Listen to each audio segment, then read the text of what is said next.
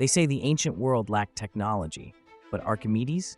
He built death rays, designed war machines, and even figured out how to make objects float over 2,000 years ago. So what was his greatest secret, and why did it vanish for centuries? Archimedes wasn't just some old Greek dude doing math. He was a genius who cracked scientific principles way ahead of his time. His inventions were so powerful that legends say he used mirrors to burn enemy ships and built machines that could lift entire fleets out of the water. How did one man, without modern tools or computers, come up with ideas that engineers still study today? And why did his work nearly fade into obscurity? Let's start with his death ray. Yes, you heard that right. The Romans feared it.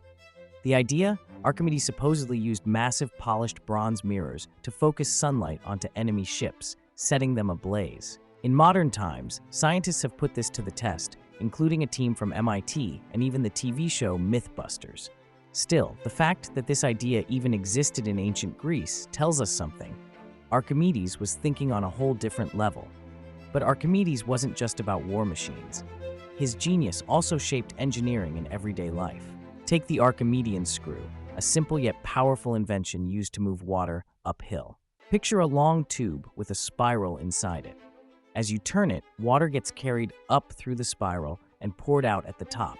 And guess what? We still use this technology today in industries like wastewater treatment and even in hydroelectric power plants. Now, let's talk about one of his most famous discoveries, the Eureka moment. You've probably heard the story. Archimedes was taking a bath when he suddenly realized how to measure an object's volume using water displacement. But why was this so important? Well, the king of Syracuse suspected that his gold crown had been mixed with silver, but no one knew how to prove it without melting it down. Archimedes cracked the problem. By measuring how much water the crown displaced, he could tell if it was pure gold or not.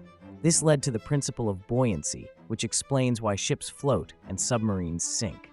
But perhaps his most mind-blowing achievement was discovering a way to calculate areas, volumes, and surface areas using a method eerily similar to calculus, nearly 2,000 years before Newton and Leibniz made it official. So with all this brilliance, why did his knowledge disappear? Well, after his death, much of his work was lost in wars, conquests, and time. Some of it was rediscovered in medieval times, hidden inside a medieval prayer book, of all places. Imagine if all his writings had survived. Would we have advanced centuries faster? Maybe even reached the Industrial Revolution way earlier? His ideas were that revolutionary. Want to hear more insane stories from history?